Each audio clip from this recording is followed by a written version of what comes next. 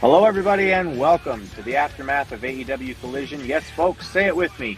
After the collision, we sift through the Wreckage. The Wreckage, brought to you by channelattitude.com. Please subscribe for $5 a month in the Hamin Media Group. This is the Wreckage. I'm Chris Ambvs, that's AMBS, like lambs with no L or bullshit first thing in the morning. Joining me is my usually unusual co-host with the most from the Port Phillip Coast. Alligators, kangaroos, platypuses, they're all freaks. He's the audio master and your representative if you're a Greek. Jimmy T, poste say filo. Polikala, Chris, and I like how you said ksipna, which means wake up in Greek. That's pretty right. Good, Chris, pretty good. But that's right, actually, I was trying to make sure you were awake, so I tried a bunch of different things, and then I finally just copy and pasted whatever the word for wake up was in Greek on Google. I copied and pasted it, and then instantly he went, I'm up. So. But I am a little crook, but I'm not shook. So, yeah. But you know what? I might actually do a live COVID test right here on the Wreckage and see if I'm actually got COVID two times. But I doubt it. Go for it. I've had COVID, I think, 3 times already. I know, I'm still alive. Crazy. No heart problems. I'm all right.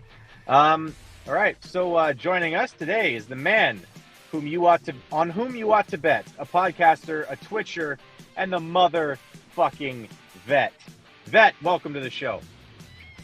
You are a poet, Chris. You do love your poetry. But does he know it, Vet? I think he does. I think he quite does. And we all know it too. I know some stuff. Well, guys, let's see. Do we have any great wrestling news that we need to cover right now, Jimmy? I'm trying to think if anything's broke in the last couple of days. Other than the Bucks and CM Punk walking past each other, apparently, if you want to call that news, that was the news, really. They walked past each other in the back. They gave each other a nod. And that's it, bro, as far as I know. Great. Who cares? Yeah, I'm so tired of this childish shit. And it's like, I really think that Mark Henry had the best quote about this whole thing. He was asked about CM Punk getting let go, and he said, well, hey, now the cancer's gone, right? Everything should be fine. Everything should be, rainbow piss, and everything should be fucking fantastic backstage. No more problems, right? The cancer's gone. And I just love that Mark Henry is the one to say that shit, because it's like, yeah, Mark's exactly the person to be like, yeah, problem's all gone now, guys, you fucking idiots. And I just thought to myself, it's not like they've had problems backstage before. I mean, we can't all name people who have had problems clearly with the backstage antics of these people already. Thunder Rosa, Miro, Andrade, etc. But hey, the cancer's gone, so I'm sure everything's going to be absolutely fucking wonderful now, right? Right. I doubt it, but yeah. Right. Vet, is there any way to have like a perfect wrestling locker room, or is there just always going to be problems and you need to have people backstage who are professional enough to deal with problems? No and yes. Right? Like you can't have perfection. It's just like any other business. If you have a business with 30 to 40 people in it, there's going to be problems, and you need to foster, the kind of communication that's going to help people be able to get through it without there being big major issues. And if you can't do that, to me, it's not a problem necessarily with the locker room or the group. It's you. You're in charge, then be in charge. But hey, we've gone over this 100 times already, haven't we? Along with everybody else who podcasts. So yeah, I'm not saying anything anybody hasn't heard. No, I mean, look, these kind of issues do exist in all kinds of companies. The difference is usually in businesses, it's like a meritocracy, and if you get results, you move up. I mean, that's the idea. But in pro wrestling, your talent has little to do with your success. If somebody doesn't like you, you're just earmarked for a certain, there's a ceiling for you. So these kinds of things they're like magnified versions of what you see in the real business world. they're magnified in terms of like how ridiculous things are. Like when you hear somebody getting a promotion at some corporation because they slept with somebody or whatever, and it's just like, yeah, in wrestling it's even worse because there's just so many untalented people involved in all aspects of it that are willing to do those things, and they usually get the furthest. Yeah, no, you're not wrong. It does seem to be that way specifically in wrestling, where a lot of times you'll see somebody and you're like, why isn't this guy getting the nod here? And invariably, the answer is, well, the back doesn't like him. And you're like, I, who cares? Like, if you can make money with the guy, who gives a shit if you like them or not? It's like, I remember hearing about Vince McMahon and the Christian thing, right? Oh, I don't like the way he looks. Put a blue dot over his face or whatever. Like, how stupid do you have to be to say, well, because I don't personally like the way this guy looks, I'm never going to be able to make money with him? That's crazy to me. Well, also on that specific point, how many years into Christian's run was that? Right. Like did Vince McMahon just wake up one day after years and was like, oh yeah, Christian exists and I don't like him? What? It's like, I don't get it. I'll never really understand it, but I mean, I understand that it's a thing, and I guess that's all we really need to know about pro wrestling backstage, is that it is a thing and it's going to continue to be a thing. Speaking of things being things, we open the night with an open challenge. It's an open challenge. This is something we've never seen before in professional wrestling. An open challenge for the International Championship. So, yeah, keep that in mind. There's an open challenge here, and we might even see more than one tonight. Just a little spoiler for everybody. So, we begin the night with Jon Moxley defending his International Championship, and he's fighting against Action Andretti, who, of course, has earned a shot at the title by happening to be at the back when the open challenge was made and accepting it, or something like that. Jimmy, can you think of any other reason why Action Andretti would get a championship match? Jimmy perhaps is indisposed at the moment. Sorry. I heard what he said. Okay. Can I give a reason why Action Andretti is number one contender for the International Championship?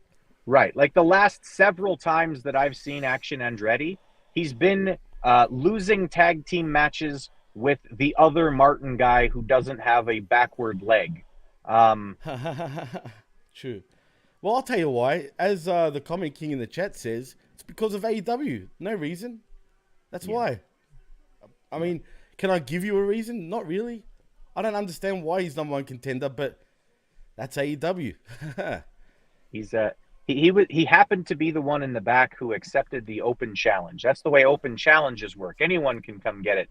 Unlike, it's just like they told us when they first had the original, AEW promotional video where Tony Khan and Cody Rhodes and all them came out and talked about what AEW was going to be, and it was going to be sports based, and it was going to be based on rankings, and the title contenders were going to be based on previous wins and rankings and stuff. It's just like that. Of course. It's standard. Only it's not at all. So yeah, Action Andretti and Jon Moxley had a match. It lasted way too fucking long. Listen. You can get over as the underdog plucky babyface guy. You can get over in 4 minutes. Even if you're losing, you can still get over. You get over that you're not the kind of person who's going to quit. You get over that you've got a few little pieces of offense that are fun and that the people would appreciate seeing in the future. You do not need 14 minutes against a guy who essentially is a main eventer in this company, especially if the only thing that anyone has seen you do over the last month and a half is lose tag team matches with Darius Andretti or Darius Martin. He's Andretti. I get so confused about this fucking crew.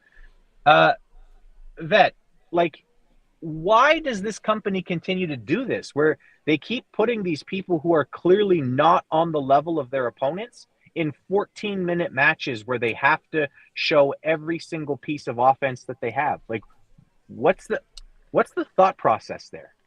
Are you suggesting that professional wrestling isn't real?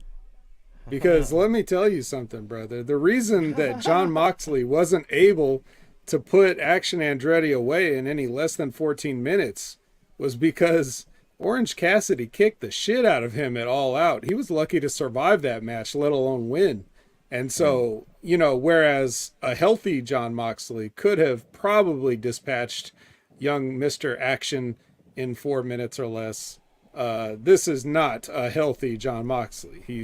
It's a miracle that he's able to walk all the way from the back, down the stairs, through the halls, everything, and get into the ring at all, let alone, you know, come out with a win on this particular night. So that's what I would say to that. But in all seriousness, it's sort of a dilemma because you, on the one hand, you want to say, why the fuck do I have to watch Action Andretti and Jon Moxley for 14 minutes?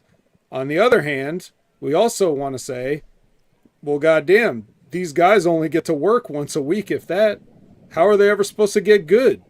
So rather than having three to 4 5-minute matches in a week, you know, like an indie wrestler might, if they're if extremely lucky, you gotta put a little bit of time in, and plus the fact that, look, they're gonna have to stretch things thin creatively because they're missing some people, and you know, it's gonna be a different show from now on. So you see this a lot. It's not just AEW. WWE does a lot of time pulling and time wasting in not only their matches but their recap packages and everything. You guys see it because you review SmackDown. SmackDown is like at least 18% recap.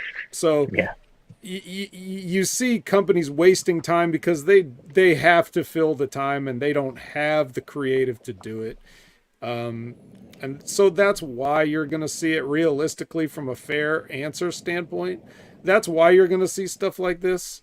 Now, I will tell you that all being said, when I see Jon Moxley on my screen, whatever screen it is, there's a 50-50 that I'm going to watch it or pay attention to it at all. Because I've already seen everything that I was ever going to see from this guy in the first couple years of his WWE run. Yep. When you throw Action Andretti in the mix, you are guaranteeing that I am dragging the track bar to the point at which the match is over, and I just watch the finish. No offense to the kid, but there's already, like, as you mentioned, a brother tag team of you, and now I'm supposed to watch a third unrelated version of you. Fuck that. So with all due respect to the kid, action may be a misnomer in my case, because the only action that you're getting from me is me moving my finger to the right on my phone. Don't make me laugh, Vet, because I'll start choking again, but I'm proud to announce I'm COVID free. Yay! Yay! Woo! No, the bad news is you're pregnant, so. Oh, well, yeah. That's, don't fucking make me, Vet, please. I'm gonna start choking.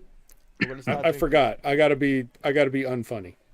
No, please. I like it when you're funny, but be terribly unfunny, Vet. That's what we need here. Let me be Action Andretti here. Yeah, exactly. Well, yeah. Because I've don't got entertain a cough, us at all.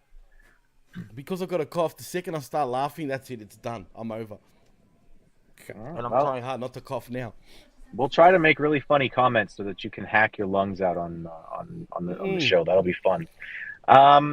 You know, I just something I thought of was like, Vet, and I mean this literally. You know, I really mean to say this exactly as I'm about to say. Not like a 14-year-old white girl. No, not literally. Like not literally. I mean, I literally think that this show would be better if they just had conversations the way that you and I did, but in a kayfabe sense, right? So you have one of them. You have, let's say, Nigel or what's the other guy? What's the fat guy's name? Kevin Kelly. Right, Kevin. Hermie. His name's Hermie. Hermie. All right. So you have Hermie. Basically, you know, you have him say after 5 or 6 minutes of this match, you know, it looks like Jon Moxley is not really on top of his game here. You know, like it seems like he's really struggling to put away Action Andretti who, let's be honest, Action Andretti is a good young prospect, but I mean, Jon Moxley is supposed to be one of the best in the world, and then you can have Nigel come back with, yeah, well, he's coming, it's a quick turnaround from the pay-per-view after a grueling matchup with Orange Cassidy, and like, you could structure the match that way too, so that the match matches what you're telling them on commentary, where it looks like Jon Moxley is, he looks like he's about to go for the Death Rider, but then like he cringes in his back or whatever, and then Action Andretti is able to take over, for a minute, right? Yes. I don't understand why they don't just put that tiny little bit of realism into the show, because it would make it 1,000 times better, because just listening to you kind of jokingly, like, mockingly tell me like why Jon Moxley struggled, and why this match was so long, it was like, well, yeah, that's like exactly what we ought to be really hearing on commentary. I think that pro wrestling as an industry would be greatly benefited by them pretending the shit is real. I mean, like it's supposed to be done. And like kayfabe vet? Yes, it's like that. And they're doing it, but they're just doing it badly because they fall into tropes, tired old tropes, as a former AEW wrestler once said. There's so many, like, it writes itself, basically. The stories tell themselves. All you have to do is build upon what you've already done. And Kevin Kelly's usually pretty good at making excuses for things. Like when the wrestlers fuck up, he tries to come up with a creative, logical reason why things would happen or whatever. He's not that bad at that. But, to the other point that you made, it's if Jon Moxley knew how to work, he could have a match like exactly that story you want to tell of, okay, it could even be a thing where you start out mauling him, but you make one mistake, and then all of a sudden you sell the rest of the match. And that's why the story can be Action Andretti trying to capitalize and just not being able to beat him or whatever. There's so many ways that you can tell a story besides do every move and have a flat finish. That is what we're losing with every, veteran that just either passes away or takes their hands off and is like, I give up. Like you just don't have those guys to be able to explain those things. And if you get over to a certain degree, whatever degree that is, you may think you don't need advice, right, Hangman Page? So you're not even going to be receptive to those things if someone tried to explain it to you. And when somebody does know those kind of things and would like to try to make those things apparent to younger members of the locker room, then, they get railroaded out of town and get fired. So, the future isn't looking good, but there, and I know how it's going to sound from me bringing this name up, but damn it, when you watch Jay White, it's exactly how I explained to you on the Impact Attack about the Commander match. Like, he got handed that, just like Jon Moxley got handed, you got to pull time with fucking Action Andretti. And what does he do? He just does stuff that he always does for longer. Whereas Jay White figured out a way to make it as least embarrassing as possible given the situation and get both guys over to the degree that they could get over in that match. So that's the difference between a worker and a guy that's just a move doer. So, yeah, it seems like, unfortunately, when it comes to professional wrestling, the future is indie. And that's what seems to be getting over. That seems to be that seems to be what's winning, like that. I know that the WWE is still the place to be. I know that's still the place to go. And I can say that a lot of the guys there that would be considered indie have learned how to work better.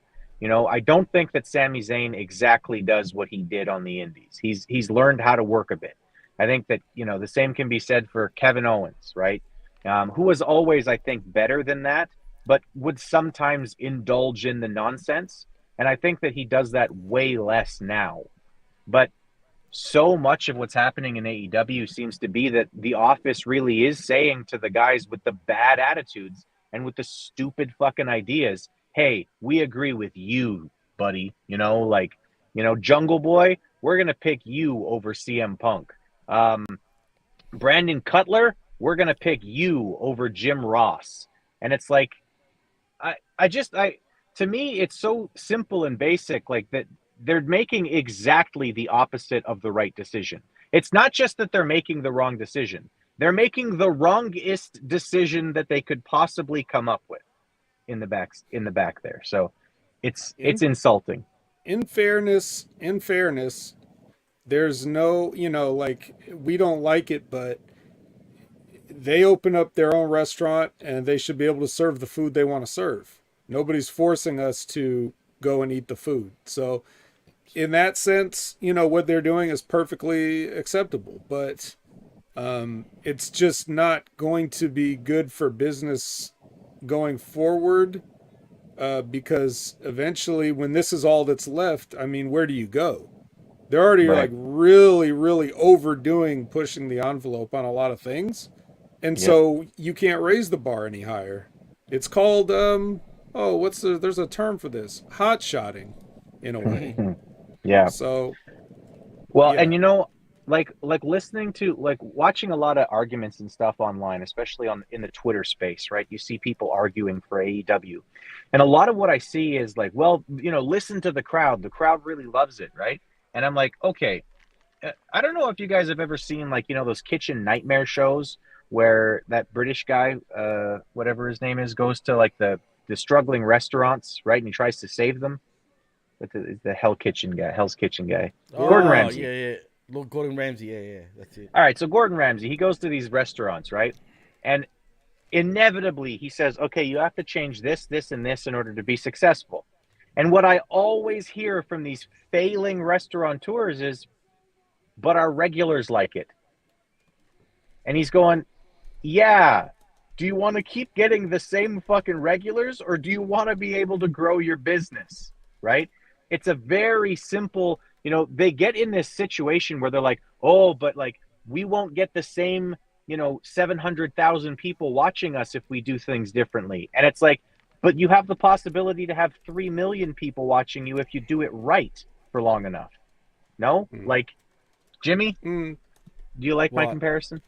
Yeah, it's all right. It's a not bad comparison, but this company, man, we can go on and on about what's wrong with this company and whatnot. I mean, but we're always never going to come up with a total answer with why they do this shit. I mean, TK, like the vet said, has his own flavored ice cream. You know what I mean? Whether we choose to eat it or not is up to us. So at the end of the day, if they want to fucking do what they want to do, we don't really have to eat it, right? So, well, it is what it is. The difference here in the analogy is like, the people that go to AEW and enjoy AEW, it's been proven that they like other stuff too. Like when pro wrestling's done on the show, they like it. When high flying acrobatics and stunts are on the show, they like it. They like a lot of things. You don't ever want to just have the same old thing over and over and over again. Right. So it's not like they shit on real wrestlers or real wrestling angles or anything that AEW gets right or anything their talent gets right. The crowd doesn't reject it. They like what's good, like anybody would. Anybody likes what's good. Doesn't matter what kind of music you like. If a song comes on and you like it, you like it. Doesn't matter if you don't normally listen to that genre or whatever. Good is good in your mind. So they enjoyed stuff like the Hobbs and Miro match, and they enjoy stuff like, Young Bucks and Lucha Brothers going through tables off ladders and stuff. They're there to have a good time, but some of those things you're not going to get people to leave the house and buy a ticket to see. So you have to find a good balance. And a way to just not hotshot yourself out of business, because no matter how much you like something, eventually too much of a good thing, it's not going to be good, and you're putting your performers at risk. Well, they're putting themselves at risk. The Tony Khan is like, he's the owner of the restaurant. He's not a chef, really.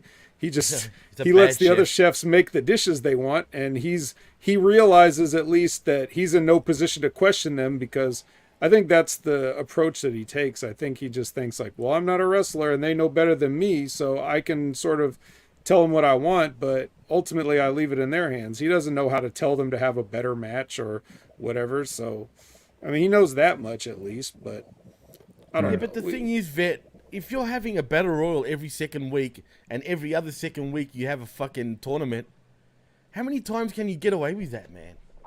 Well, speaking of diminishing returns, let's get into the next match, because the next match was actually Chris Statlander against Robin Renegade, and of course we're told that it's an open challenge for the TBS championship.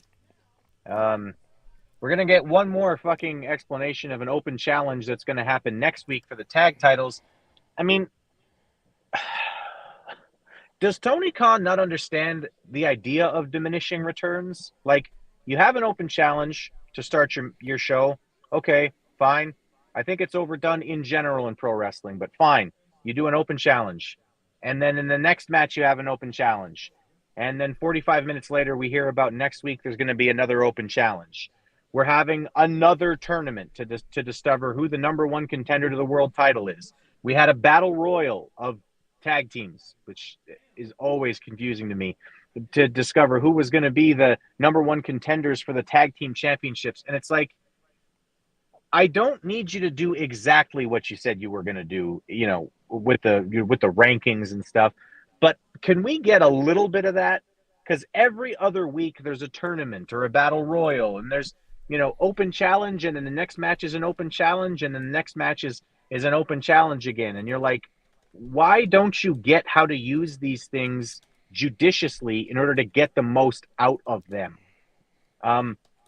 Vet, is this a situation where they just need somebody backstage as like a quality control who will just say, okay, no, we just did this spot. You have to do something else in your match.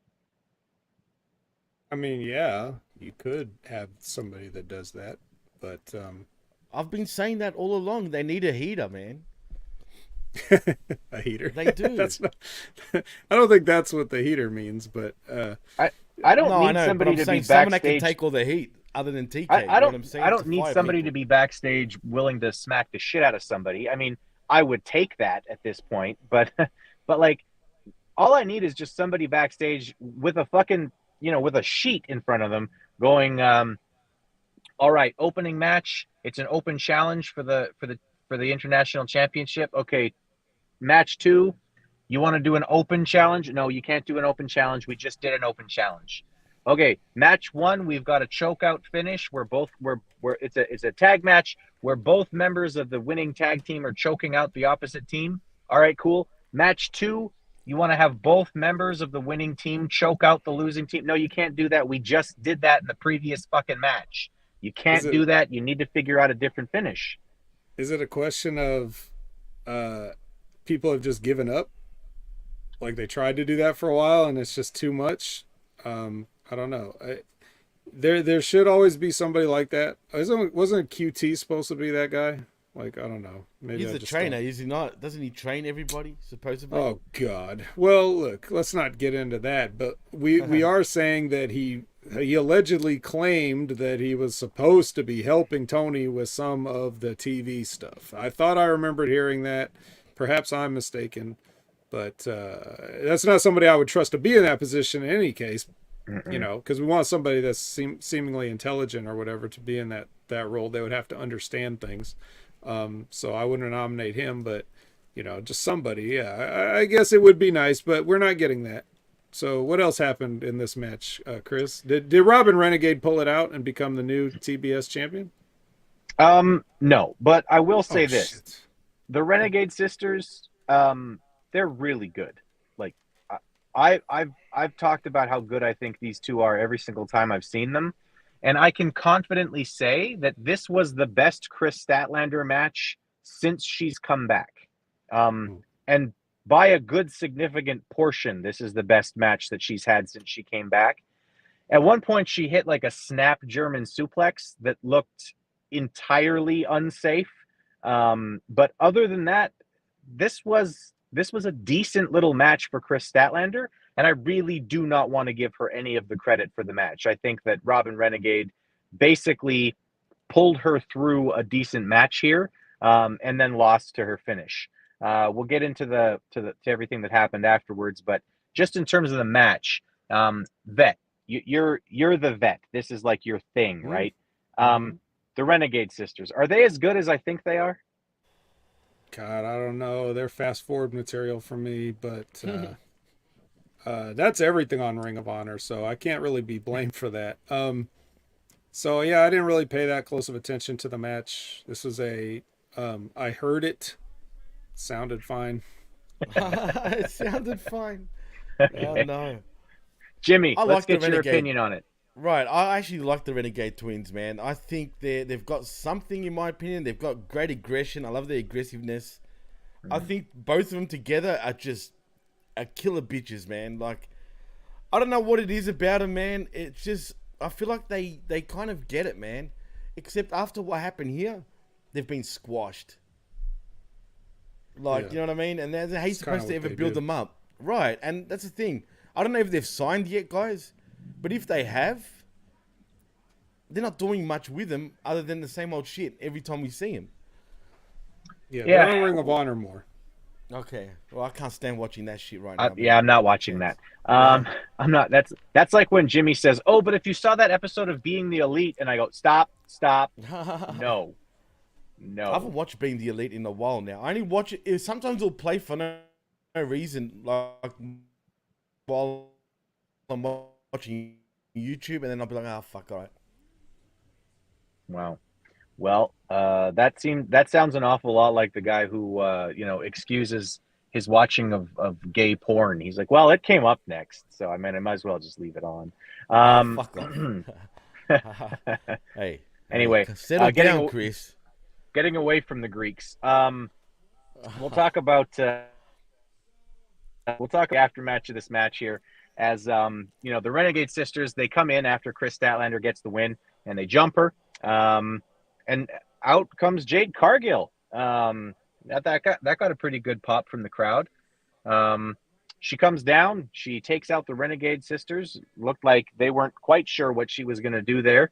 And then, Chris Statlander goes for a handshake afterwards, and Jade just picks her up and hits the finish. Like, nah, fuck you. I'm still that bitch showing or whatever. So yeah, Jade Cargill returns, triumphant return to television. Jade Cargill's one of these people who, she's not a great worker, but she's got everything else you want in a pro wrestler. She's got a look that you cannot replicate, and she's got the kind of charisma where if she's on TV, you want to see what she's doing. She's not quite a 5-tool player. She's like a 4.5-tool player. It's just that the one tool she doesn't have is kind of important for pro wrestling. Hopefully she can get better, because I feel like there's money there, even if she can't really learn how to work. Jimmy, what did you think about the return? She looked fucking huge, man. Like, did she not look bigger than usual? Her arm that I could just see, because the other arm was covered up, looked fucking big. But you know what, man? If Chris Willen's in the chat, he asked me what's going on with Jade. I said she'll be back any day now, and there you have it. Bang, she's back. But man, I'm glad she's back. She better kick the shit out of Chris Statlander. I can't stand her, man. But those moves she did on Statlander and on the Renegade Twins, they look stiff, guys. That fucking big boot that she fucking hit the first one with, it looked like she stepped on her afterwards. Like, dude, that didn't look like fun. She fucked all those bitches up, man. Literally. Vet, did you manage to look up for this, or did you just hear it? Oh, okay. You looked up for this. Okay. No, because when somebody like Jade Cargill comes on, like you said, you pay attention. She's got that charisma. All right, walk us through it, Vet. What did you think of the return? It's too random.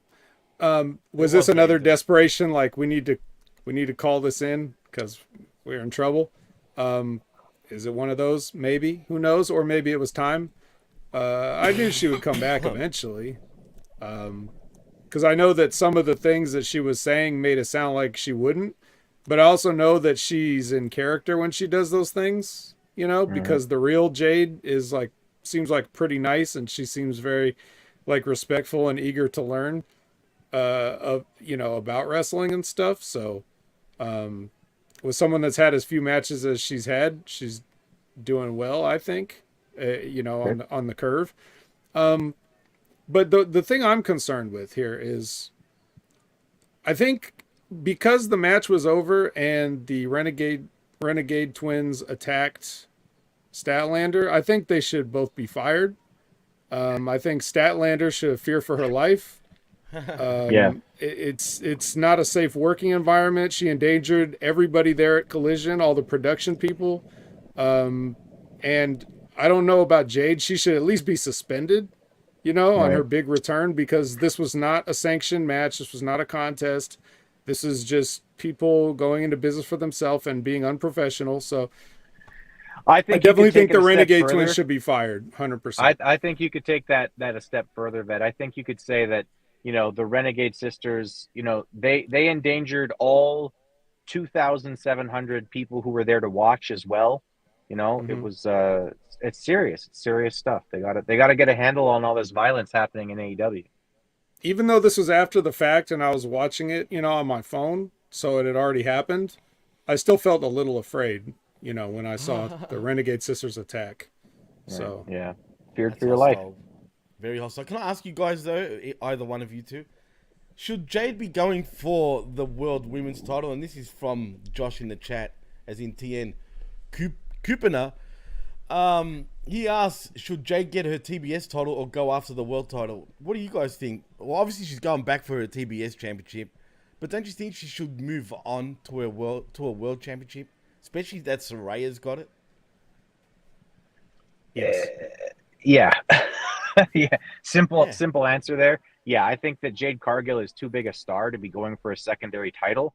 I think that the only reason why you wouldn't give her the major title right now is the same reason why I think it was so hard for them to do anything with the TBS championship at a certain point.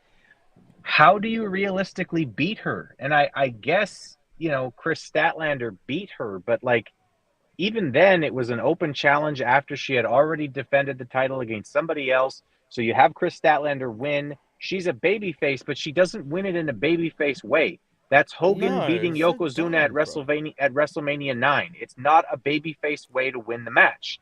The guy just had, Jade Cargill had just had a match. So to me, they brought Chris Statlander back on the wrong foot when they did that. And it's just hard to see, how do you beat fucking Jade Cargill? Like, how does anybody get the win over Jade Cargill? The answer is you don't until you figure that out. When it becomes apparent to you, then you can do it. If you don't have a good idea to do it, then you just don't do it. You just keep her mowing people over. Yeah, I know what they were thinking. They were thinking, okay, well, Jade needs to go do something, so we have to get the belt off her. No, you don't. You don't. No, and they thought, exactly. Well, we'll make Chris Statlander because she'll be the she'll be the person that finally ends the streak. No, you won't. And you didn't, because she did that, and then as champion, she's been ice cold. Yeah, you might as well gave her the glacier gimmick, because she has not been hot at all on these shows. She just seems like an afterthought. That's like, oh yeah, we have a Rhea Ripley also. So it's not worked out for her. It didn't make Jade look good, and now you've ruined the streak. If you had told a simple way to answer all of the questions that we're talking about here would have been for Jade to say, like, you know what, this bores me. I'm handing this belt in because not one of you can beat me for it. So I'm going to go get that world championship now. And you can do what you want with this, which is exactly what Walter should do at whatever point they decide he's going to move on from the Intercontinental Championship. You should not beat him. You are not going to make a guy. This isn't the 70s. It's just, it's time to start doing things like this, like Asuka did in NXT. What, Jimmy? Right. No, I agree with you. I said the exact same thing. Walter should just give up his championship instead of losing it. And as far as Jade Cargill goes, man, fuck it. I would give her both bouts. Let her have both bouts and no one beat her until they get someone that's actually, credible to actually beat her. Yeah, but the problem is someone did beat her now, and it sucks. I know, too late now. That blemish is always there because they like to put people's records up on the screen, so whatever. But well, yeah. And at the end of the day, also, she lost to a hack. Yes, exactly. Yep, 100%. And yeah, I don't like. I've said the same thing about Gunther. I think that the way that he loses the Intercontinental Championship is that he keeps it until the Rumble. He wins the Rumble, earns the right to challenge for the championship at Mania, and says, "All right, I don't need this anymore. I'm going for the world title." And then you have a tournament or whatever. You have a rare fucking tournament in the WWE because there's not a tournament every other fucking week. You have a rare tournament in the WWE, and you crown a new Intercontinental Champion at Mania. That's to me, that's best for business, and that's how you keep, Gunther a big time threat. Because if you have him lose to a Chad Gable, who I love, by the way, Chad Gable is fucking wonderful. He's really a lot of fun to watch. If you have him lose to Chad Gable, and I don't give a shit what the fucking circumstances are, if you have him lose a match to Chad Gable, he's got to spend a bunch of time now to rebuild the fact that he's a credible threat. Because you've gotten him to this point by beating everybody. Yeah. I don't even like the count out loss. Yeah, I know. Yeah, it's kind of lame to see that. When you see it on a sheet, it's like, this is stupid. I saw that there was a graphic where they had win versus Ricochet, win versus Ricochet, win versus Sheamus, all that stuff, and then there was a red loss to Chad Gable. A little L with an asterisk. Yeah, with an asterisk, and you're like, get the fuck out of here. That's like the loss that John Jones took to the deaf kid when he was first brand new in the UFC because he kneed him when he was down or whatever, and it's like, all right, it's a loss. It's not a real fucking loss. The world would be better off without that fucking number there. Anyway, silly shit. Yeah. Speaking of silly shit, Ruby and Saraya are angry with Toni Storm again. They keep going up and down with this. I thought at the pay-per-view they were done and they weren't going to be friends, but then they had a match last week and now they're back to being mad. So Saraya says the best thing for them to do would be for the two of them to beat some sense into Toni Storm. So that's fine. Better happen in the ring, because otherwise, you know what might happen. They could be fired. Yeah, it has to be done in the ring, and it has to be. You can't just beat sense into people in AEW. We know this now. That's right. That's against the rules. You'll get your walking papers. Saraya then lies through her teeth. She says that Renee is prettier than Lexi. It's just not true. I don't care. It's not even arguable. Well, Renee doesn't necessarily have the greatest traditional beautiful face, but she does have a low-key hot body. Yeah, I mean, she's like a Toronto 7. We'll say that. She's like a Toronto 7. Claudio and Kingston have a sit-down interview with Tony Schiavone. The two guys who have not been able to stand each other being in the same room for any length of time. Claudio, who wouldn't even look at Kingston last week when he was coming down to the ring to save his buddy. They have a sit-down interview, which is always great. Claudio accepts a title match in New York under one condition. Eddie needs to shake his hand and say he respects him. And then he walks away. Tony Schiavone says thank you to Eddie. Eddie says, yeah, I respect my asshole, or something really stupid that just, it didn't make him sound tough. It made him sound like a fucking idiot.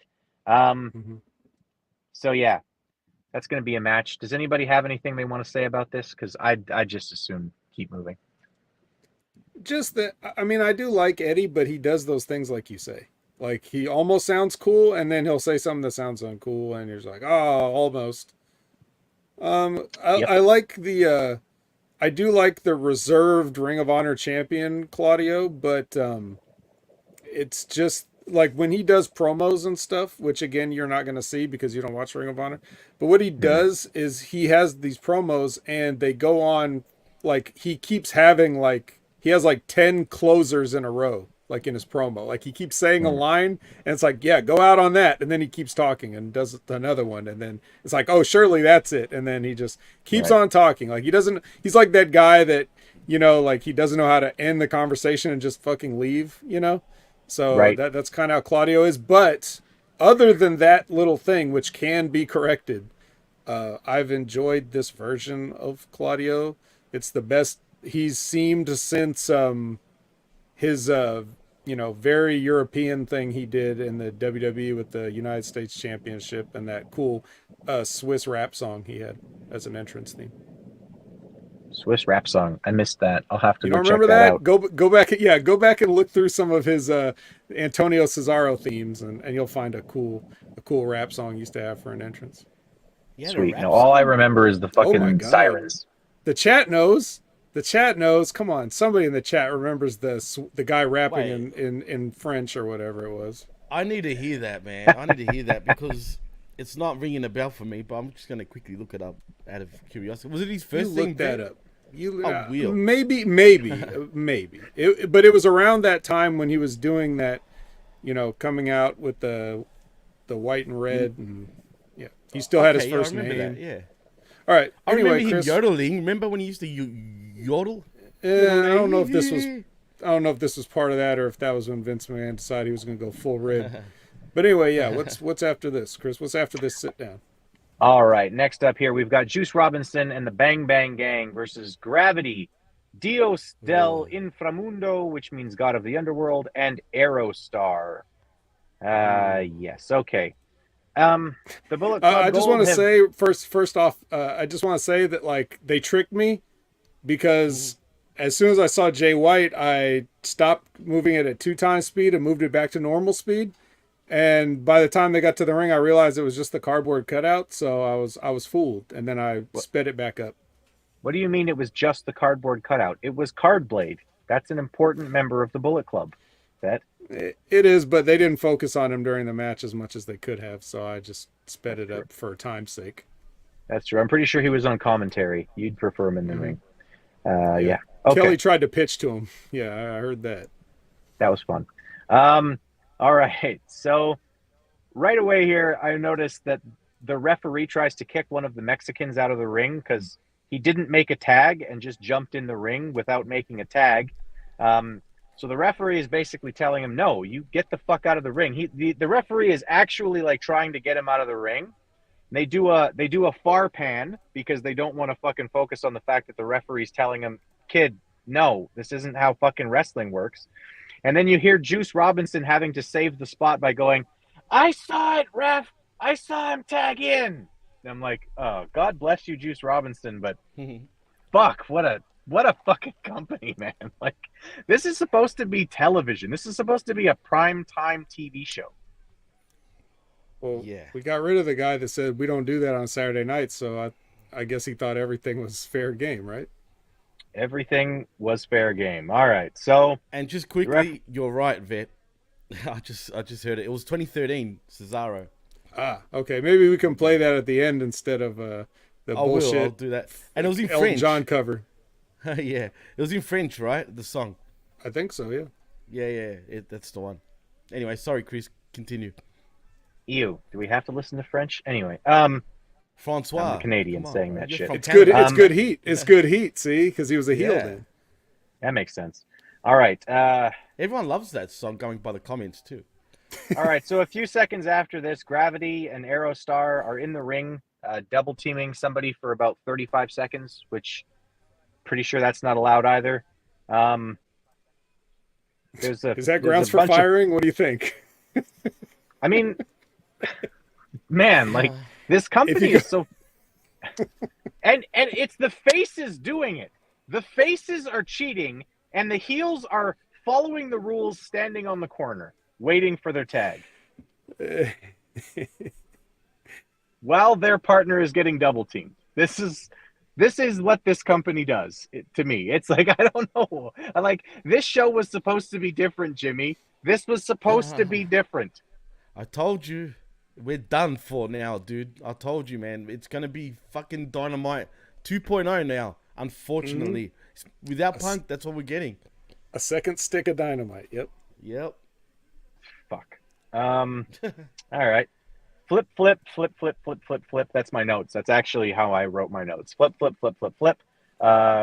Do shit right or fuck off back to Mexico. I don't know who that was aimed at, but yeah. Juice gets the win. I gotta say, Jimmy, like and Vet, because I didn't know you were gonna be joining us, but my notes say, Jimmy, when I'm annoyed with the Bullet Club, you know it's gonna be a long fucking episode. Like, Right. I just Oh, well, man, it is what it is, bro. What do? You know what I mean? Like I said, it's Saturday nights. It was supposed to be all right for a fight, but now it's all right for a fright, because that's what we're going to get every week, man. And clearly, it's a bad working environment, so we need to fix things, you know what I mean? To TK's liking, unfortunately. basically what I'm getting after this match and after, like, the main event and after everything else that happened on this night. Basically, what we're getting now on Saturdays, we were supposed to get an alternative Western professional wrestling show. It was supposed to be this show that was going to focus on good pro wrestling, like the stuff that we all like about pro wrestling. It was going to be logical. It was going to be consistent. And instead, we're basically getting Lucha Underground, but without any of the interesting stuff. Like, they're not going to do cool promo packages or videos. They're not going to have an interesting look to the show. It's going to look just like Dynamite, but we're going to have all the people from Lucha Underground. So that's where you get my weekly name. Welcome to Lucha Above Ground, because that's apparently what we're fucking covering. Well, Chris, luckily it's called the Wreckage, because definitely we're sifting through a lot of wreckage, guys. Are we ever? Yeah. All right, there's a recap from All Out with Lana. She's angry that Miro left her. She's going to come in as a manager. So that's a thing. I don't know. Lana's hot, but they're gonna do anything with this? I guess they're gonna do her. I mean, I guess somebody's gonna. Shit. Jimmy, are you excited to see Lana? Not really. I mean, she looks a little puffy these days, dude. I was saying that. I don't know if it was on Uncaged or one of the other shows, but anyway. She looks weird now. Is it just me, Vet? Does she look as good as she used to? I don't think she does. You could argue she looks similar to how she used to look. She looks never similar. really been my particular favorite type of, look. Yeah, I'm not into blondes personally, but yeah. She's a pretty lady. That's true. She's also, like, in terms of television entertainment, she's death every time she's on the screen. For somebody that claims to be an actor, bad one. Yeah. Really bad one. Yeah. Yeah. There we go. We said it at the same time. God damn it. So if we have to suffer through this, like, I watched this in double the speed and it still felt too long. So I can only imagine what it must have been like watching this in real time and hearing it and hearing her voice, So, yeah. I think Lana has a really good personality for magazines, Yeah, magazines. It's perfect. It's perfect. Perfect for magazines. And besides which, everything she said, the content of what she said didn't make any sense. It was just, it's kind of ridiculous. So, the whole thing's bad. As Josh says in the chat, you know what Lana backwards spells, right, guys? I mean, yeah. Magazines. I like how the Greek guy's girlfriend laughed at the anal joke. That's funny. I hope she heard all you right, say so... that, Chris. All right. I'll tell you later. I get away with it again. You're lucky. So lucky. All right, so Felix and Helico are up next, continuing on the thread of Lucha Underground being a thing on Saturdays now. Did they dust him off, Chris, and brought him back? Is that what happened with Angelico? I guess they did. They haven't fed him a cheeseburger since last time I saw him, though. So don't make me laugh. You know what happens? Jesus, the guy needs to eat, man. He's still very thin. I heard on commentary that South African wrestling is a hybrid of European and Lucha. That, yeah, something like that. But was he still doing this? Do you know what I'm talking about? Yes. Yeah, Yes. he's I still didn't watch doing it. that match. I won't lie. So he's still doing that? Oh, okay, damn it. He's I'm still sure- I'm doing sure it. he is. Phoenix wins a match with a bunch of flips and shit. Who gives a shit? I don't care. Yeah. I don't. Yeah. Yeah, Phoenix. Yeah. Go Phoenix. Yeah. He can rise Yeah. to the ground, in my opinion, and stay there. Bury him. Yeah. All right. So Roderick Strong versus Darby Allin is what we're gonna get next. But before the match happens, Luchasaurus and Christian beat the fuck out of Darby. So But Fired. Darby can still go. Fired. Yep, fired, exactly. Fire that dinosaur. First of all, he's a dinosaur. He shouldn't have a job that humans are supposed to have. All that's right? unfair. That's true. It is. that's It is. unfair. And It is Vet, perfectly fair. and Vet, shouldn't the dinosaur be biting wrestlers, unlike Darby, who bites everybody anyway? I would think so. But I mean, regardless, if it was up to me, no, I was gonna say I would have Luchasaurus' finisher be the bite to the neck, and just have blood gashing everywhere. so, Just, so and he's bite like, to the "Rah." neck. Yeah. Yeah, I'm sure. Yeah. Sure, John Moxley would love it. He would So, love it. I Dude, think- 100%. Yeah, what he did. What he did to Darby is just exactly how I imagine or would hope that, the whole backstage at All In incident went. I think Luchasaurus should be fired. Christian should be fired. Maybe we could suspend Darby. I don't know. No, Darby did nothing wrong. He was on his way to his scheduled match. He didn't yell anything into a camera. It's all good. But I would like to see some swift action for Luchasaurus. Well, it should be Mortal Kombat, Zane. Just saying. He's a friggin' dinosaur, man. He needs to bite people, damn it. Everyone else bites It people. certainly- Humans bite humans. It certainly ought to have been. Listen, here's the thing, right? So this match, like, I get that they did this whole beatdown on Darby to give an excuse for why Roddy won, right? Because Roddy hasn't been positioned to be in the same kind of situation, right? Girls, shut up or I'll beat you. So Let's God damn. fire Chris Ambvs. We can't have him beating people in his car. I'm just threatening so far. I haven't actually done anything. Oh, okay. Suspended then. All right. I'm fearing for my life over here, Chris. All right, go ahead, make your point. I'm dying right now. So they do this thing. They run this angle where it's like, okay, here's why Darby Allin can't win the match, right? Because he's been beat up by Luchasaurus and Christian. So then he comes out. Here's the way that they should have done this. He comes out. Everybody's trying to tell him, no, you can't. You can't do it, Darby. You're too injured. You're too hurt, etc. Right? It's not going to work here. You can't possibly do this. You've got his friend coming up and being like, no, it's not worth it. You're going to hurt yourself. He goes out. He kicks out of 3 big moves. He shows that he's really, really tough. And then eventually he loses to the end of Heartache or whatever, right? After about 4 minutes, right? Not have a 20 fucking minute match after that beatdown. That was just ridiculous. That really done my head in, Chris. If you're trying to tell me that Darby Allin is a superhuman, a la the way that we did things with The Undertaker, okay, I get it. But that's not what we're being told. He's just a regular kid who's tough because he used to skateboard a lot and fall down. So show me you're tough in about 4 minutes after getting your ass beaten by the heels. And then take the loss. I would have so much more respect for him if he did that.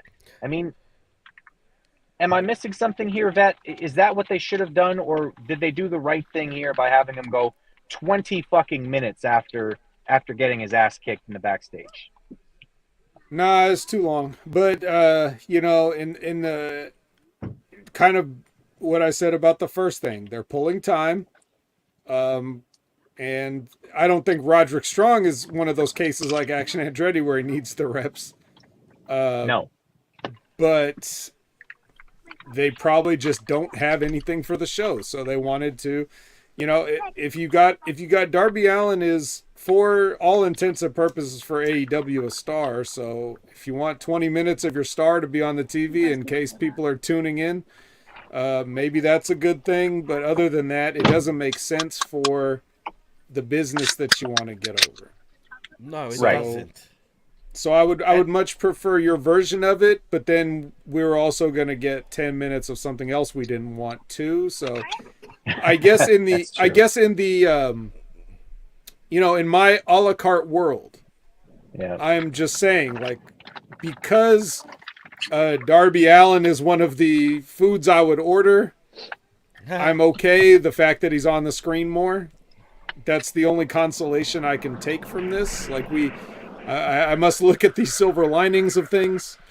Right. And so in that sense, okay, I get but it. It's I like didn't, we got but you're 15 more right. minutes You're of this still right. match we got 15 more minutes of this match instead of 15 more minutes of Arrow Stars. So that's, I can see where you're appreciating it. However, on the other hand, hold on. Sorry, Jimmy. Just that's on right. the other hand, it's not like they don't have enough people to, on any number of their rosters that could have had another quick something or more interviews, whatever it is. It's just not the greatest formatting. We see many people go unused on every professional wrestling broadcast every single week, and there's no real reason for it other than whatever. Who knows? I don't know.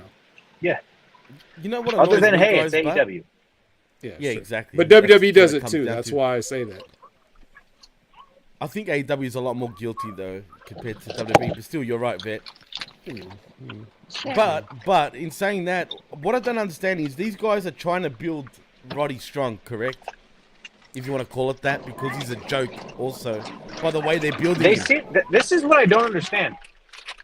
It seems like they're trying to build Roderick Strong, but while they're building him, they're basically telling us, hey guys, in reality, Roderick Strong's not good enough to get here, but we're going to try to pretend like these reasons are why he's going to get here. But secretly, you shouldn't actually think he's a world champion material, but also maybe he's a threat to win the world title.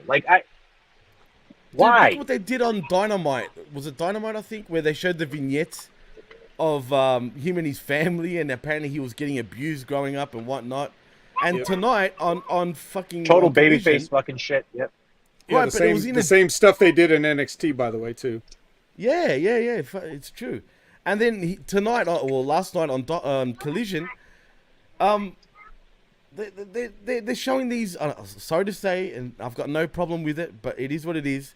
He was showing very revealing pictures of him and Adam Cole in bed, hugging each other, playing maybe with their assholes for, I have no idea what they were doing with each other.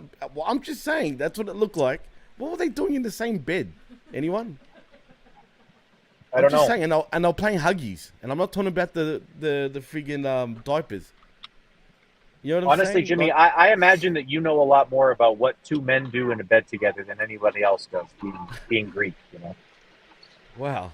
Well, I'm asking you guys to help me out, because even though I should know this, I have no idea what's going on. Why the fuck are we seeing them two in the same fucking bed together?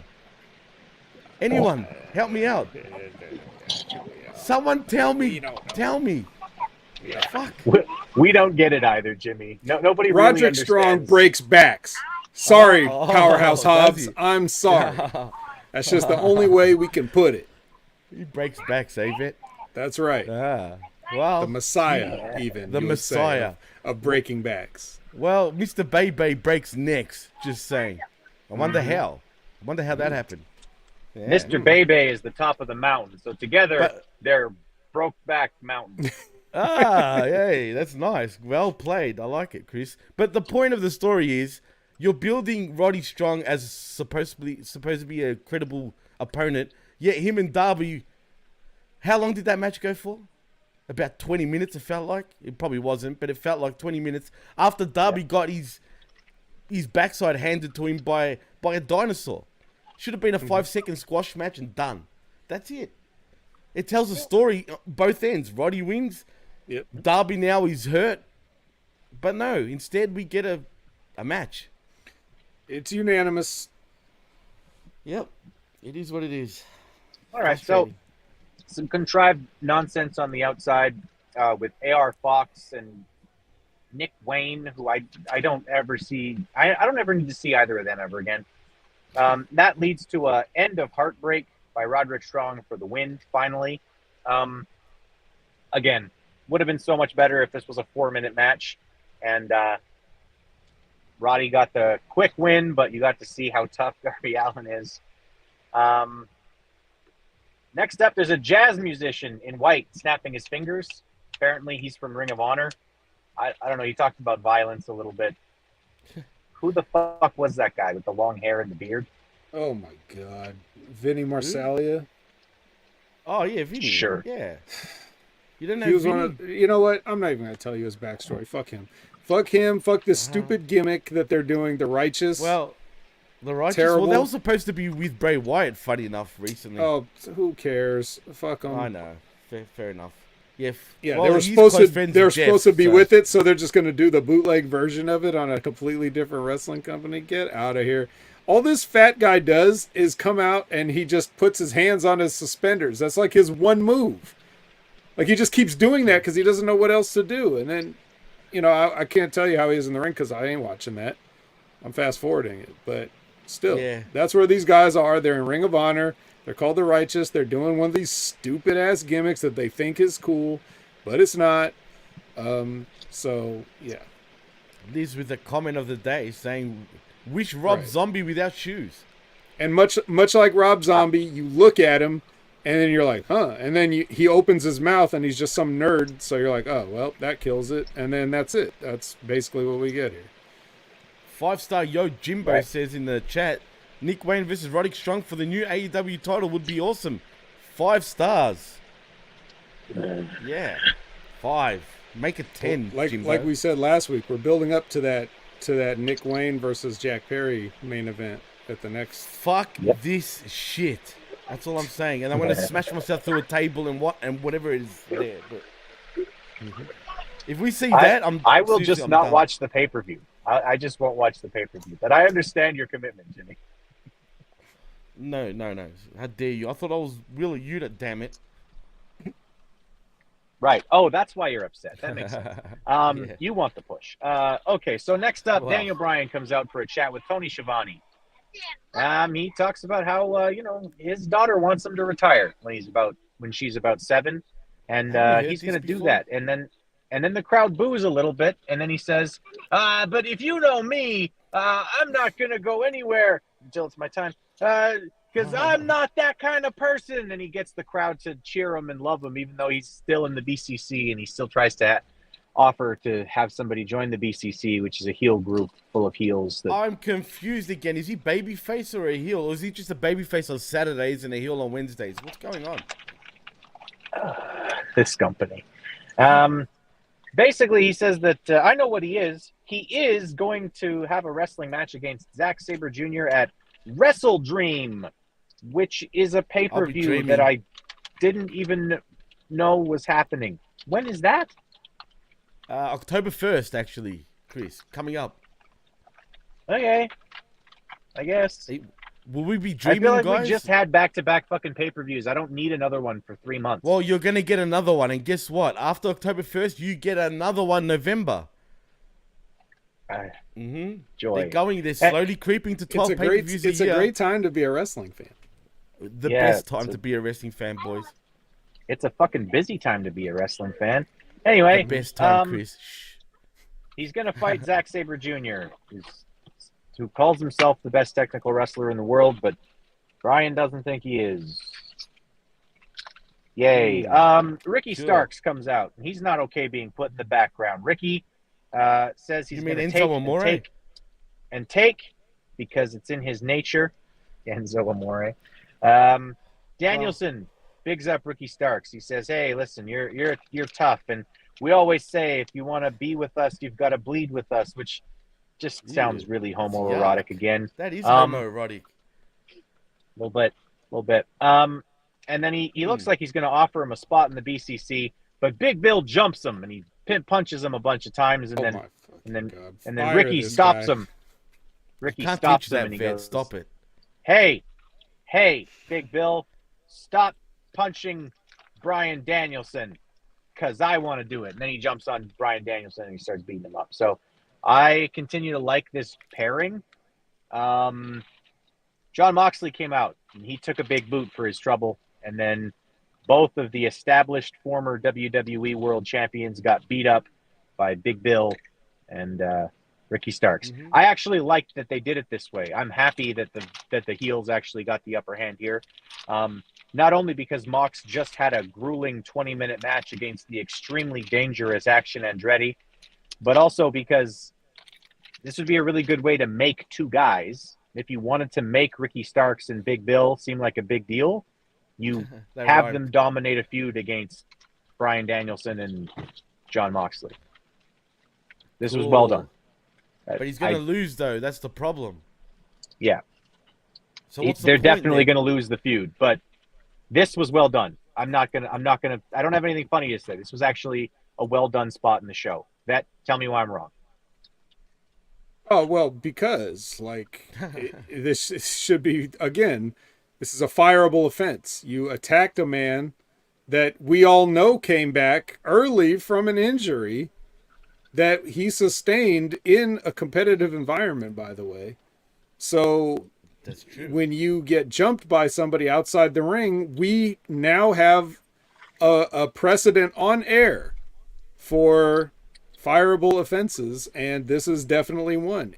The reason I keep, and I'm going to continue to beat this dead horse, is to show you how ridiculous it seems when someone gets fired for a physical altercation in a professional wrestling company and you book worse stuff than that at every possible opportunity.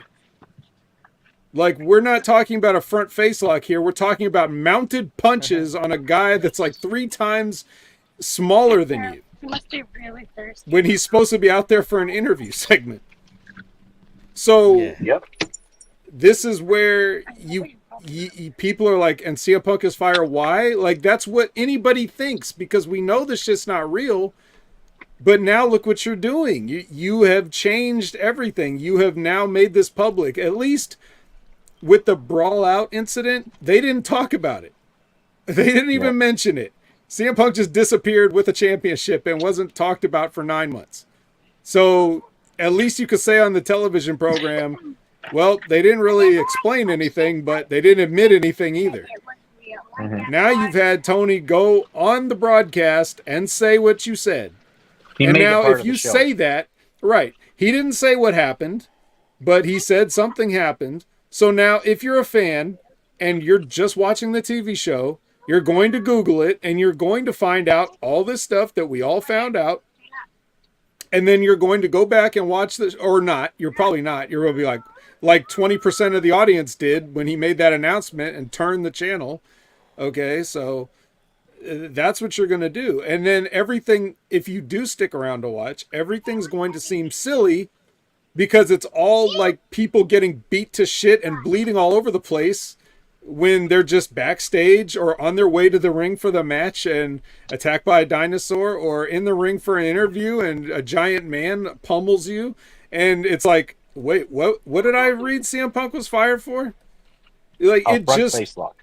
Yeah, it just really brings it to the forefront. So I'm not ever going to let any of you forget it ever again. Whether you agree with the firing or disagree with the firing, whatever your position is, every time somebody on any wrestling show, doesn't matter what it is, WWE, AEW, Impact Wrestling, New Japan Pro Wrestling, which this doesn't usually happen, but it will now. And so any of these companies, if they do something like this, and I'm on a show, and anytime somebody gets attacked outside the confines of a competitive match, I'm going to say they should be fired, and everybody in the building should fear for their life.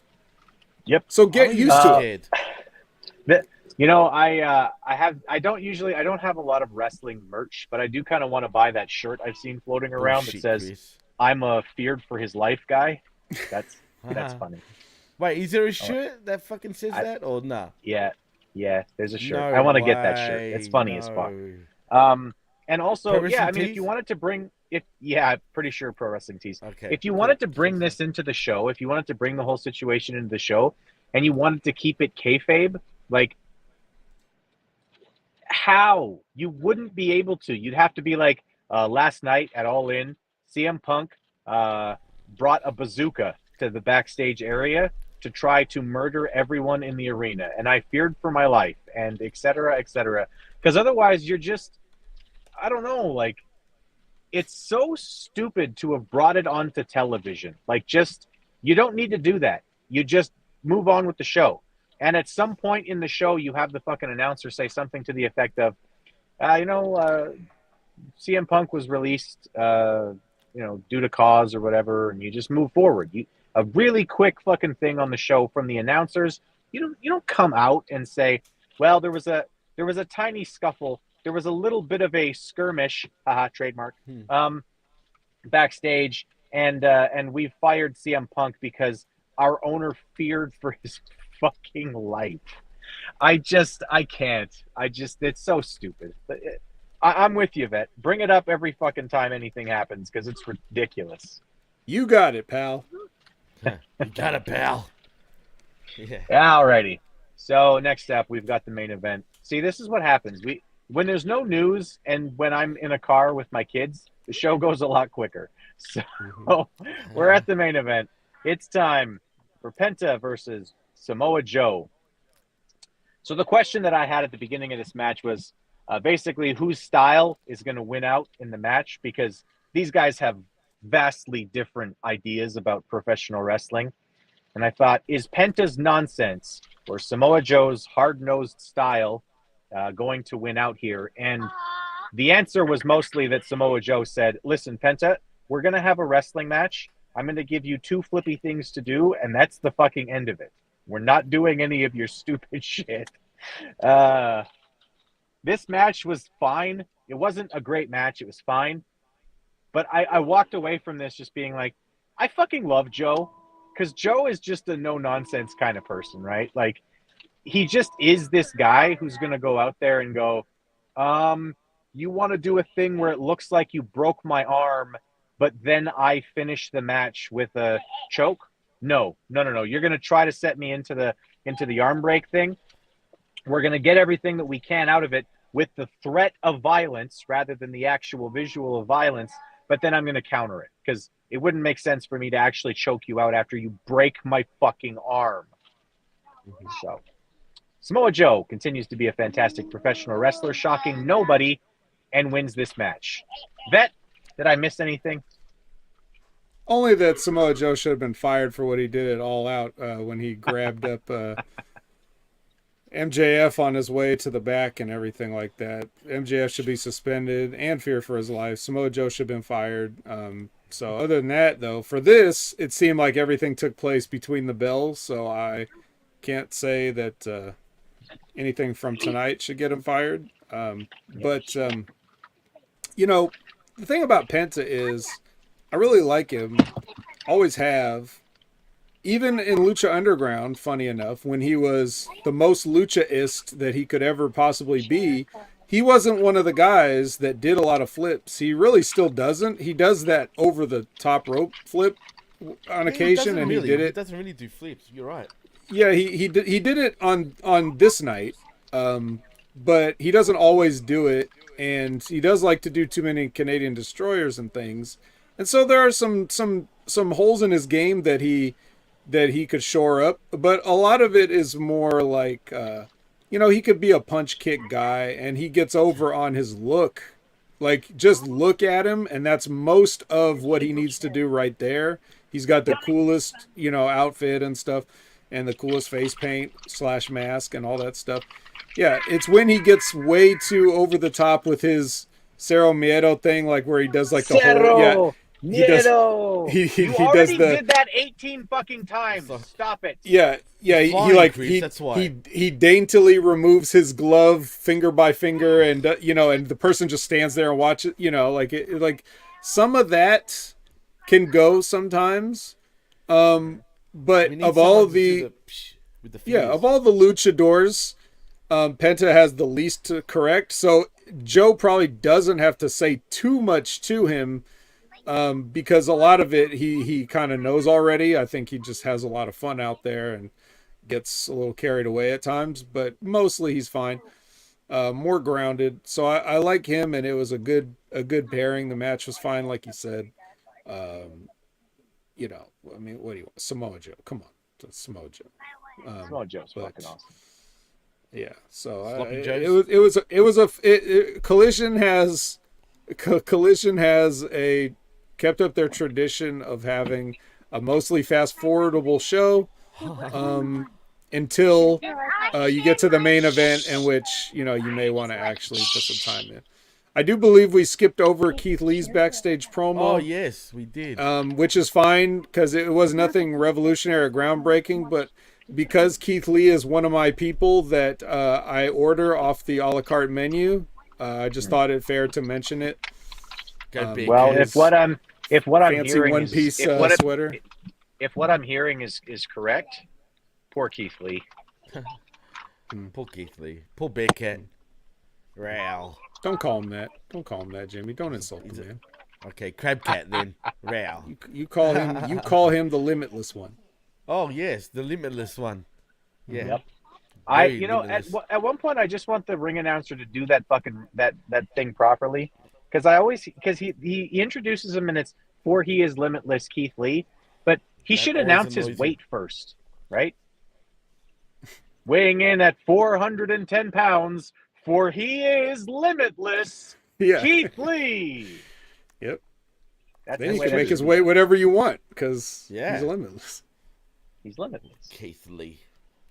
Jimmy, what'd you think of the main event? First of all, this went way too long. Right? And if you're building Joe, again, we all knew Joe was going to fucking win, right? So, this is the pet peeve I've got. And I don't understand. You build towards Joe and MJF, right? Mm-hmm. Only for Joe, he's going to win. He's won the tournament. He's going to win the tournament, right? So, it's like, we know this. You're already giving it away. Why not fucking do the MJF Joe thing until after the tournament? That way it's not as fucking obvious, right? You'd think. Point. You know what I'm saying? But no, instead, we see it, and then Joe says, I'm going to win the tournament. He will. He did.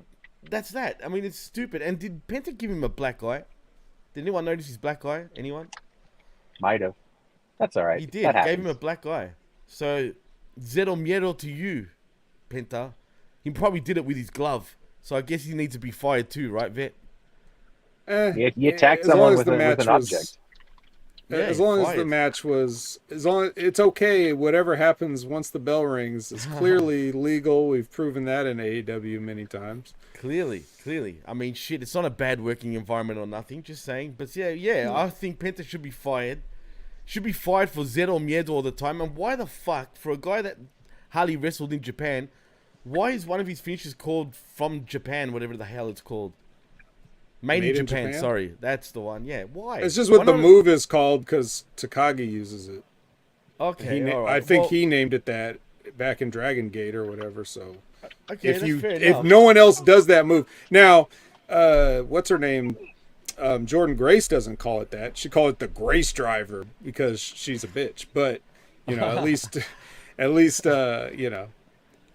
Penta, if he's going to steal the move, or like Excalibur and Kevin Kelly are going to call the move what they know that move is. They're not going to... Maybe Penta thinks it's called the Penta Driver, but it should be the announcer's going to call what they know. Fair enough. No, that's cool. Good answer. So thanks for telling me that. But and I knew that with Tagaki, but the thing is, he's even got Japanese writing on his flap on his mask, if you notice. I'm talking about Penta. He does Penta, like Japan. Yeah, well, why doesn't Japan actually book him? I think he'd be a good fit in New Japan. Because he's a AAA. Oh, the politics. New Japan only works with CMLL. CMLL, right? Yeah. Damn politics, so silly, man. And maybe one of those other companies could book him. Possibly, maybe.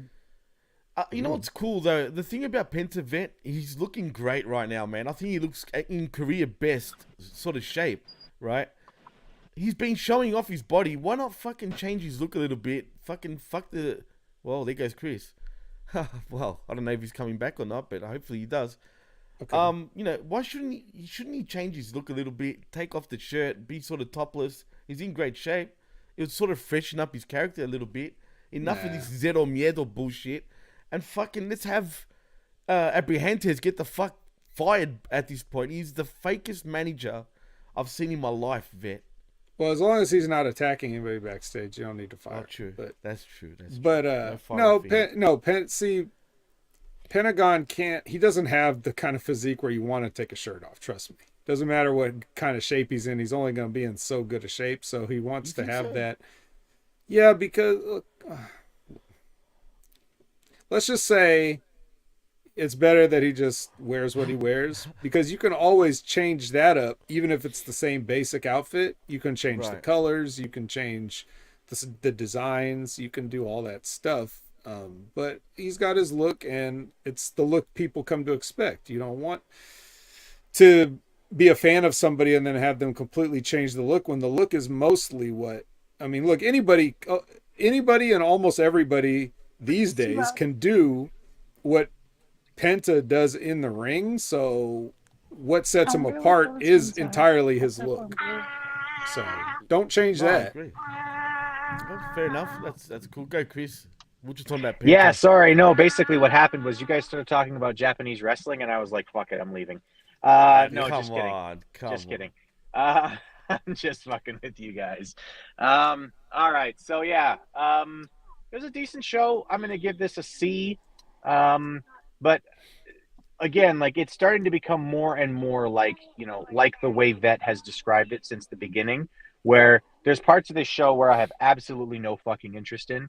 And then there's parts of the show where, oh, I like this guy. Let's see what they're doing. Samoa Joe has a match. Okay, I'll watch it because I know Samoa Joe will have good matches. But it's becoming even worse now that it's basically Lucha Underground without any of the cool things that made Lucha Underground good. So looking forward to next week when we have, I don't know, Ring of Honor, but without, well, I was going to say without anything that makes Ring of Honor good, but Jay Briscoe died, unfortunately. So there's not a lot that ever made Ring of Honor good that's left. So, yeah, we're going to give it a C. Vet, what was your grade for the show? Well, last week, I believe I gave it a D plus bordering on a C minus because Jay White was on the show. With no Jay White, it can be anything greater than a D minus. And that's only because in a vacuum, divorced of all context, Darby Allin had a good match. And and also a cardboard cutout of Jay White appeared, and Keith Lee appeared, and Jade Cargill came back, and I'm trying to think of anything I cared about at all on the show. Samoa Joe. That was pretty much it. Even Samoa Joe was fine, but I've seen enough of Samoa Joe in my life, so he's not as important. So he's more of like a consolation. Like, well, at least we have Samoa Joe, and I'm like, all right, I will accept this without rioting. All right, so your final grade is D minus. D minus. All right, Jimmy T.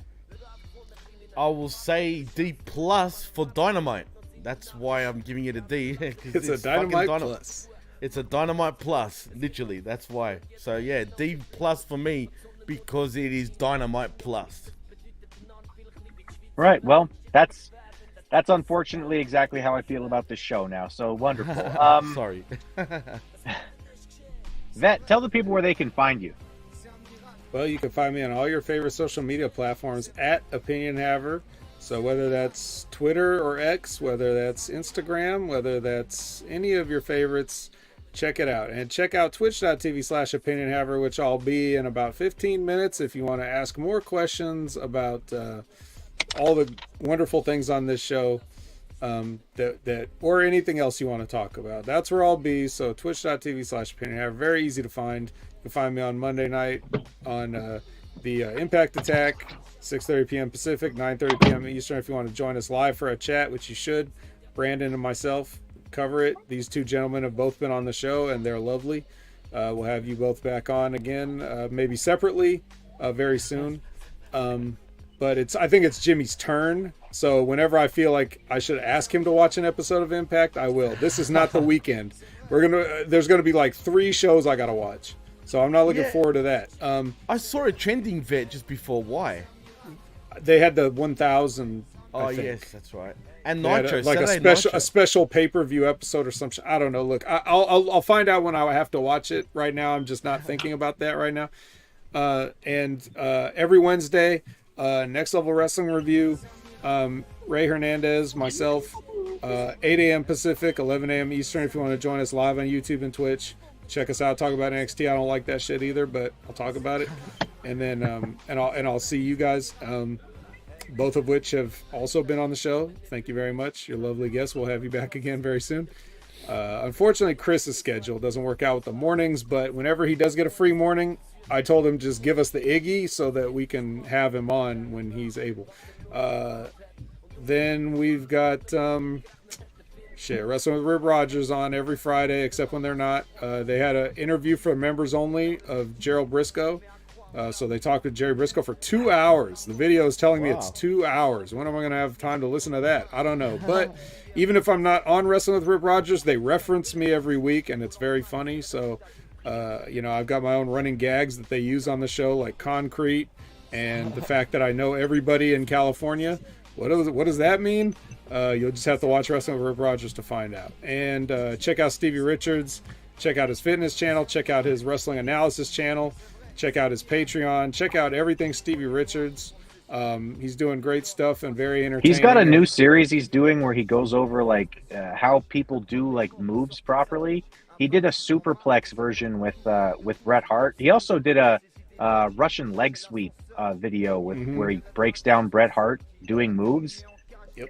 It's so fucking cool. Go watch that. If you're a fan of pro wrestling, go watch that. You're gonna get insight into things that It's like going to wrestling school without actually learning how to do the shit, but you're actually getting an education into pro wrestling by watching Stevie Richards break stuff down. So good.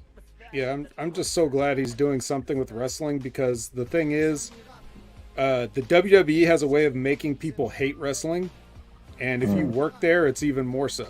So Stevie's not been cool with wrestling for quite some time. That's true. Even though he has to review Raw and SmackDown every week with Russo brand on channelattitude.com, but with this he's able to choose what he wants to be involved with, and he looks like he's having a lot of fun. He sounds like he's having a lot of fun, and from my interactions with him, through messages, it seems like he's having a lot of fun. So let some of that fun kind of rub off on you and check out his stuff. He just put out a video 23 minutes ago as of this recording saying thank you for your patience and channel content moving forward. So the man is unstoppable, and not even a spine infection could stop him. The one time he didn't sell, it was that deadly spine infection. So check out all of that stuff that I told you to check out. And, I'm on Hamin Media Group everywhere. I could be on this show. I could be on Monday Locker Room. I could be on, if I felt like talking about Dynamite, I could be on Light the Fuse, because a lot of times Ben just does the show solo. But I decided to give you guys a break from me. So that's why I'm not on every single literal show that's on Hamin Media Group, probably. We're going to try to get you on Smack Attack soon so that we can try to keep you around for a podcast that lasts 2 hours and 45 minutes. Yes.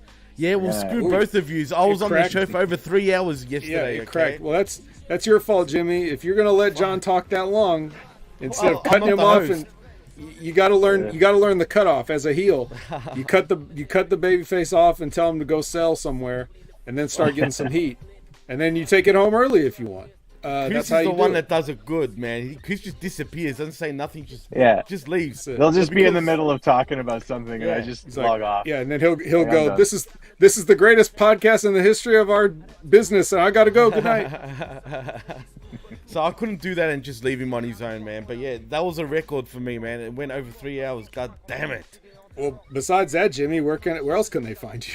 Well, you can find me right here on the Wreckage every Sunday morning, where after the Collision boys, we sift through the Wreckage. Yeah, that's better. That's the good. Wreckage, Also, the Bears, NFL kickoff. Lucha Above Ground. Yes, Lucha Above Ground. Also, it's unhinged, it's unsanctioned, it's uncaged. Every Friday after Rampage, where me and the Professor also did a great show this past Friday night. Oh, yeah. And yeah, it was a great show, actually. You guys should check it out. But also, please like and subscribe, like the vet said, at channelattitude.com, where you, for $5, you get the best talk in all of pro wrestling. And also, you can check out these fine gentlemen shows as well as myself. And also, HaminMediaGroup.podbean.com for all our affiliate shows. And Channel Attitude, the PWC Network.podbean.com for all our other shows. And that's a wrap for me, boys. Oh, and if you want to follow me, you can at DJ MassFX, and you can follow us at the PWC Network on the X. And that's it for me. That's right. X gonna give it to you. X gonna give it to you. All right, you can find me on Twitter. I'm at Chris Ambvs1. You can go there to see everything I have to say about politics, pro wrestling, whatever the hell else I feel like talking about. You can also find me on the PWC Network. This week, you can listen to me and Jimmy review Monday Night Raw. I watched Monday Night Raw. I don't know how big of a deal it is that I watched Monday Night Raw, but I did because I really wanted to see Gunther and Chad Gable. They did a good job. They did a really good job. So you can also go there and you can listen to me on the Wednesday Night Skirmish, which me and Jimmy will get up eventually. I apologize to everybody for it not being out. I can honestly say without any question, it is my fault and not Jimmy's fault that the Skirmish hasn't come out this week. I have just been ridiculously busy. I am in Thunder Bay currently, which is why I'm doing this over the phone. But next week, everything will be back to normal. Everything will be regular again, and any delays will be Jimmy's fault. You can find me right here on Hamin Media Group and the channelattitude.com. You can find me on a number of shows that I do regularly. The Smack Attack, Rampage Uncaged, and this one right here, 10 o'clock Central Standard Time.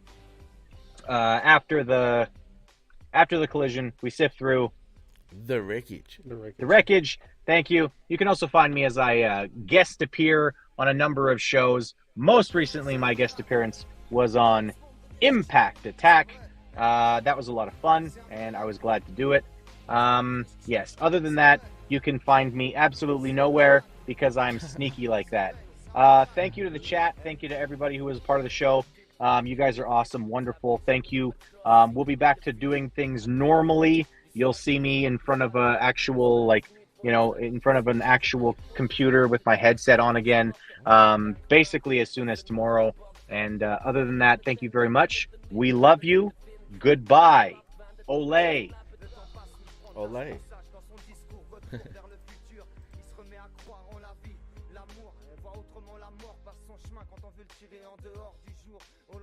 Le résultat d'une prière, il reprend ses cartes en main, voit l'horizon jusqu'à la mer du jour. Au lendemain, est-ce que le résultat d'une prière c'était maintenant ou jamais? On tient pas compte d'hier. C'est un miracle. C'est vrai, hey. C'est un miracle. C'est vrai, hey. C'est un miracle. C'est vrai, c'est un miracle. Hey, voyait noir, il monte ses yeux rouges. Il voulait l'or, et pas simplement que ça bouge. Ce mec aurait tué un pote juste pour pas rester sur la touche. À croire les mots qui sortaient de sa bouche. Un barge en marge, mais si proche de tous. Il toussait déjà malgré ses idées larges. Il cherchait l'ascenseur du premier au dernier étage. Sois-en sûr qu'il aurait terminé en cage, sous terre ou dans le mur sans tourner la page. Le rap von der Krimine, Pfadfinder, Schatztruhe, nicht mal Patrouille, steht noch seine Nachtruhe.